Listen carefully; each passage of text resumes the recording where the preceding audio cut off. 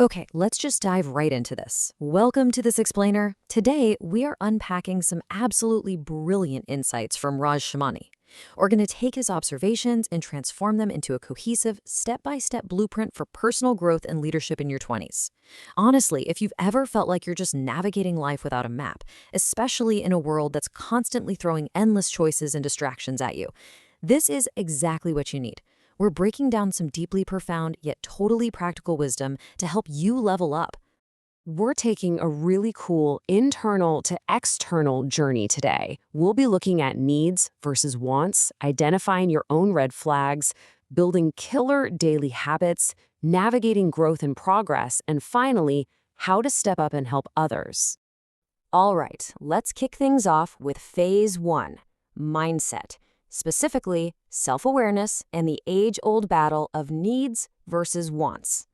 We're exploring a crucial skill here that our parents' generation completely nailed, but let's be real, our generation genuinely struggles with. Think about it. If you go to your dad and say, hey, buy this newer phone, it'll help your business, or get a nicer shirt for your meetings, what does he usually say? Almost always, it's no, I don't need it right now.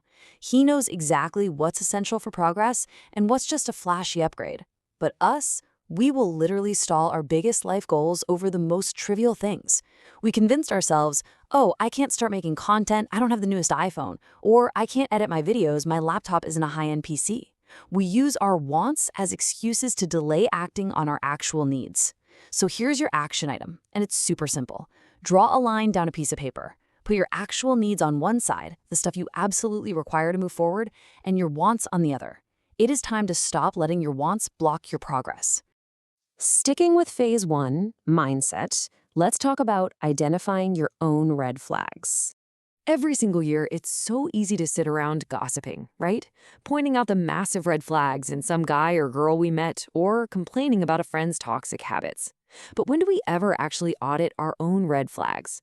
The source material shares this incredibly relatable realization. Imagine you're in an argument with your brother, your parents, or your partner.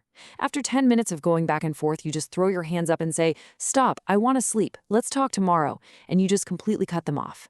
It often takes a really blunt comment from someone close to you to make you realize, wait a second, not listening to people and completely dismissing their valid points just because you want to check out, that is a massive personal red flag. So make a decision this year to spot your own bad habits. Find those red flags and do the work to turn them green before you start critiquing everybody else. Okay, moving right along to phase two, action. This is all about your daily habits and execution. Now that our mindset is tuned up, let's get into the practical mechanics. Listen to this staggering statistic. 86% of Gen Z experiences menu anxiety. Yes, you heard that right. When they look at a menu in a restaurant, they literally get anxious because there are just way too many options. They completely freeze up. And this highlights a much deeper issue.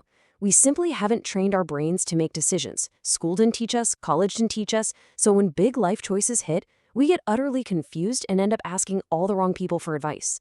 The fix? You need to start making small decisions quickly. Stop overthinking what color shirt to wear, what restaurant to go to, or what movie to put on.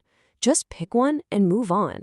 By making these quick, tiny decisions every day, you're actually training your brain's decision-making muscles. That way, when the huge, life-altering choices come around, you are fully prepped to handle them without completely shutting down. So, a crucial part of fixing our daily habits is something called the 1-minute rule. You need to make this a hard and fast rule for yourself. If a task takes less than a minute, do it immediately. No excuses. Do not say, I'll do it later tonight, because we all know exactly how that story ends. I'll do it later magically turns into your mom's TV service getting cut off because you forgot the quick recharge. It turns into your dad getting slapped with a late fee on the electric bill, or worse, it turns into putting off a 60-second booking for a blood test for over 6 months. It's crazy. These tiny little pending tasks just snowball into massive headaches for you and everyone around you. So, if it needs an OTP, a quick approval, or a fast payment, just knock it out right then and there. Now, if you are 100% thrilled with exactly where you are in life right now, you can go ahead and ignore this next part. But if you know deep down you are meant for more, this nightly fix-it daily routine is your absolute antidote to complacency. Every single night, right before your head hits the pillow, ask yourself, where exactly do I need to reach? And then follow it up with, what did I fail to do today that would have gotten me closer? It's all about pinpointing the exact gap in your daily execution. If you do this honestly, I promise you it will drive massive continuous improvement. You're literally forcing yourself to spot what you skipped today so you can fix it tomorrow. All right, let's zoom out a bit for phase three, the bigger picture. We're talking growth and progress. When you actually start applying all these habits, you are inevitably going to hit a wall where you feel incredibly lonely. You're going to start wondering, am I even on the right path? Am I just being selfish? And here is why that happens. Your old friends might not really understand your new drive, and you haven't quite leveled up enough to meet your future mentors yet. You just feel totally stuck in the middle of nowhere. But please, remember this. Every single successful person on Earth has been through this exact phase. You aren't stuck, you aren't wrong, you aren't selfish. That uncomfortable, lonely feeling in your gut, that is literally the feeling of growth. Don't panic. Just keep putting in the hard work that brought you to this point, because that is the exact same work that's going to pull you through to the other side. And that brings us to the final part of phase three, helping others. As we conquer our own personal growth, we hit the ultimate goal, which is true leadership. Look, if you hop online or walk into any bookstore, there are millions of resources on pure self-help. How to help me, how to grow me, how I can get richer. It's a massive industry.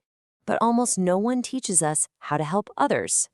If we really want to become better leaders and actually improve the society around us, we have to stop focusing purely on me, me, me. We need to actively dedicate our time to figuring out how we can assist our friends, our family, our viewers, and our customers. True, impactful leadership is outwardly focused. So, I want to leave you with a provocative thought as you continue building your future. What specific skills can you learn right now to help the people around you? And more importantly, how will you put them into practice today? Don't just absorb all this information for yourself. Look around and think about who in your circle really needs this guidance. Thank you so much for joining me on this explainer. Keep learning, keep taking massive action, and most importantly, start turning your own red flags green so you can lead others to do the exact same thing.